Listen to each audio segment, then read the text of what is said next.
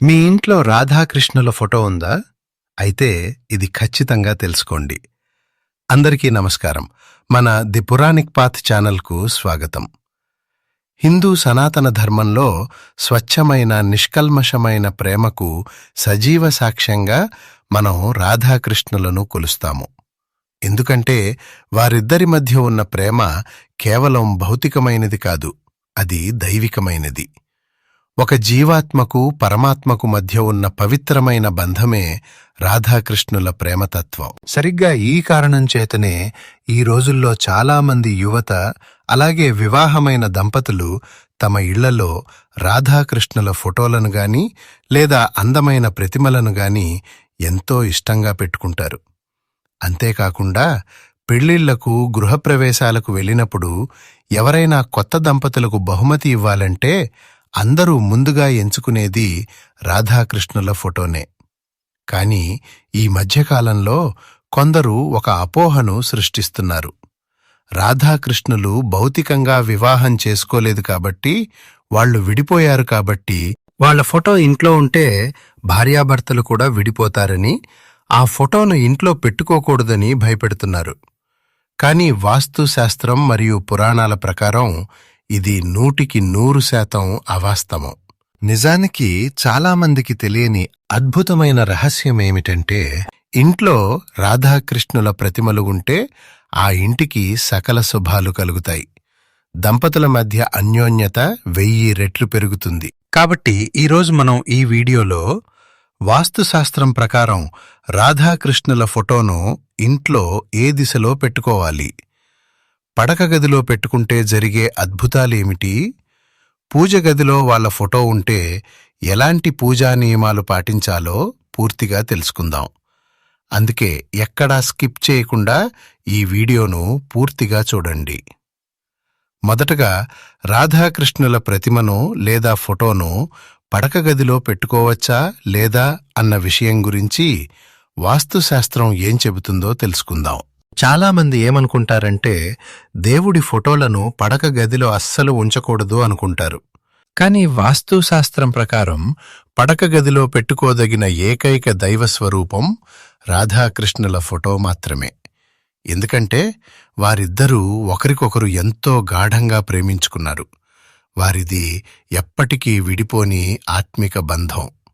దీని ప్రభావం వల్ల ఎవరైతే తమ పడక గదిలో ఆ ఫోటోను పెట్టుకుంటారో ఆ భార్యాభర్తల మధ్య ప్రేమ, నమ్మకం, అన్యోన్యత అమాంతం పెరుగుతాయి. ఒకవేళ భార్యాభర్తల మధ్య తరచుగా కారణం లేకుండా గొడవలు వస్తున్నా, చిన్న చిన్న విషయాలకే మనస్పర్ధలు వచ్చి ఎడముఖం పెడముఖంగా ఉంటున్నా సరే, రాధాకృష్ణుల ఫోటోను పడక గదిలో పెట్టుకోవటం వల్ల ఆ సమస్యలన్నీ మాయమైపోతాయి. వారి మధ్య ఉండే కోపం, మనస్పర్ధలు నశించిపోయి ఒకరినొకరు అర్థం చేసుకునే అద్భుతమైన దాంపత్య జీవితం వారి సొంతమవుతుంది.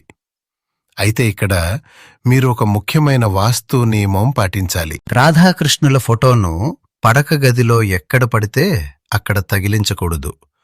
వాస్తు ప్రకారం ఆ ఫోటోను పడక గదిలోని నైరుతి మూలలో గోడకు తగిలించటం అత్యంత శ్రేయస్కరం. అలాగే మీరు పడుకుని ఉదయం నిద్రలేవగానే మీ కంటికి ఆ ఫోటో కనిపించేలా తూర్పు గోడకు కూడా పెట్టుకోవచ్చు. దీనివల్ల రోజంతా మీ మనసు ప్రశాంతంగా, పాజిటివ్ ఎనర్జీతో నిండి ఉంటుంది. ఇక రెండవ స్థానం హాల్ లేదా లివింగ్ రూమ్. పడక గదిలో ఫోటో పెట్టుకోవడం ఇష్టం లేనివారు, లేదా ఎవరైనా బహుమతిగా ఇచ్చిన పెద్ద రాధాకృష్ణుల పెయింటింగ్ను మీ ఇంటి హాల్లో లేదా లివింగ్ రూంలో అందరికీ కనిపించేలా గోడకు అలంకరించుకోవచ్చు. ఎందుకంటే హాల్లో ఆ ప్రతిమ ఉండటం వల్ల అద్భుతమైన సానుకూల శక్తి ఇల్లంతా వ్యాపిస్తుంది. ముఖ్యంగా బయట వ్యక్తులు, బంధువులు, అతిథులు మీ ఇంటికి వచ్చినప్పుడు ముందుగా వాళ్ల చూపు ఆ ఫోటోపైనే పడుతుంది. ఆ అందమైన రాధాకృష్ణుల చిరునవ్వును చూడగానే వారి మనసులోని నెగటివ్ భావాలు, అసూయ, దిష్టి, దోషాలు అన్నీ ఆటోమేటిక్గా నశించిపోతాయి. దీనివల్ల మీ కుటుంబంపై ఎవరి కనుదిష్టి పడకుండా ఆ కన్నయ్య కాపాడుతాడు. అలాగే హాల్లో ఈ ఫోటోను పెట్టుకునేటప్పుడు ఈశాన్యం వైపు గోడకు పెట్టుకుంటే ఇంటికి సకల ఐశ్వర్యాలు కలుగుతాయని వాస్తు పండితులు సూచిస్తున్నారు. ఇక మూడవ అతి ముఖ్యమైన విషయం, పూజగదిలో నియమాలు. ఒకవేళ మీరు ఆ రాధాకృష్ణుల ప్రతిమను లేదా ఫోటోను మీ పూజగదిలోనే పెట్టుకుని నిత్యం పూజించాలనుకుంటే గనుక ఒక ముఖ్యమైన ఆధ్యాత్మిక నియమం పాటించాలి. చాలామంది చేసే పెద్ద పొరపాటు ఏమిటంటే, శ్రీకృష్ణుడి ప్రతిమ కదా అని రాధమ్మకు కూడా కలిపి తులసి దళాలతో పూజలు చేస్తుంటారు. కానీ శాస్త్రం ప్రకారం రాధాకృష్ణులు కలిసి ఉన్న విగ్రహానికి లేదా ఫోటోకు ఎట్టి పరిస్థితుల్లోనూ తులసి ఆకులతో అర్చన చేయకూడదు. తులసి కేవలం విష్ణు స్వరూపానికే సమర్పించాలి. వాటికి బదులుగా సువాసన వెదజల్లే ఎర్రటి గులాబీలు లేదా మల్లెపూలతో వాళ్లను అలంకరించి పూజించండి. అలాగే ప్రతిరోజూ ఉదయాన్నే కొద్దిగా ఆవు వెన్నను లేదా పటిక బెల్లాన్ని నైవేద్యంగా సమర్పిస్తే ఆ కన్నయ్య ఎంతో సంతోషించి మీ కష్టాలన్నీ తీరుస్తాడు. దీనితో పాటుగా పూజగదిలో వారిని కేవలం భార్యాభర్తలుగా మాత్రమే చూడకుండా జగన్నాటక సూత్రధారి అయిన పరమాత్మగా మరియు ఆయనలోని ఆహ్లాదక శక్తి అయిన రాధమ్మగా, అంటే సాక్షాత్తు లక్ష్మీనారాయణుల స్వరూపంగా భావించి పూజిస్తే మీకు అఖండమైన రాజయోగం వరిస్తుంది. మరొక ముఖ్యమైన విషయం ఏంటంటే, అసలు రాధాకృష్ణుల ఫోటోను ఇతరులకు కానుకగా ఇవ్వవచ్చా? ఖచ్చితంగా ఇవ్వవచ్చు. ఇందులో ఎలాంటి సందేహమూ లేదు.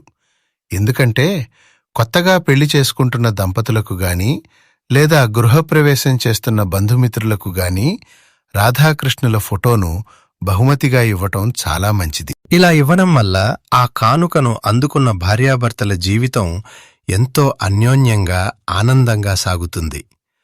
అంతేకాకుండా అంతటి పవిత్రమైన ప్రేమస్వరూపాన్ని వారికి అందించినందుకు ఆ భగవంతుని ఆశీస్సులు ఆ ప్రతిమను ఇచ్చిన మీకు, మీ కుటుంబానికి కూడా ఎల్లప్పుడూ మెండుగా లభిస్తాయి. కాబట్టి ఎవరో చెప్పే మాటలు విని లేదా అపోహలను నమ్మి అనవసరంగా భయపడకండి. రాధాకృష్ణుల పవిత్రమైన ప్రేమను అర్థం చేసుకుని వారి ప్రతిమలను మీ ఇంట్లో ఎంతో ఇష్టంగా ఏర్పాటు చేసుకోండి. అలా చేస్తే మీ ఇల్లు కూడా ఆనందాల బృందావనంలా మారిపోతుంది. ఇక ఈ వీడియోలో మేం చెప్పిన వాస్తు నియమాలు మీకు నచ్చితే దయచేసి ఒక లైక్ చేసి మీ వాళ్లకు షేర్ చేయండి. ఎందుకంటే మీరిచ్చే సపోర్ట్ వల్లే మనం ఇలాంటి మరెన్నో మంచి విషయాలు తెలుసుకోగలం. అలాగే మరిన్ని ఆధ్యాత్మిక సందేహాల కోసం మన ది పురాణిక్ పాత్ ఛానల్ని వెంటనే సబ్స్క్రైబ్ చేసుకోండి. చివరగా కింద కామెంట్స్లో భక్తిగా రాధే రాధే లేదా జై శ్రీరామ్ అని రాయడం మర్చిపోకండి. ధన్యవాదాలు.